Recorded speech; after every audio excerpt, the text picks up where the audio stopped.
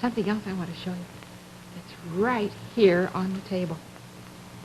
Right here. Look what we have. You know this, don't you?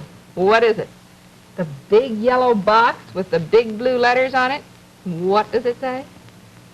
Kix Crispy Corn Puffs. That's right.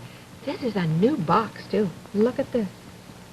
Just ready to put on the pantry shelf so that it's there, right on the shelf when you want it for breakfast. Or for lunch. Or for supper. Sure.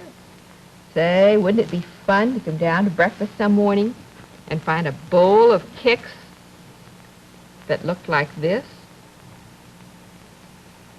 Smiling right up at you. Look at that. Blueberries, 2 eyes, a nose, and a mouth. That mouth is really smiling, isn't it? Yeah. And we have another bowl of Kix, too, right here. This one doesn't have a face on it, but look, it has 4 pieces of banana sticking up in the sides and a half of a fresh peach right in the middle. Doesn't that look delicious? Makes my mouth water. And we have a third bowl of Kix right here. Look at this.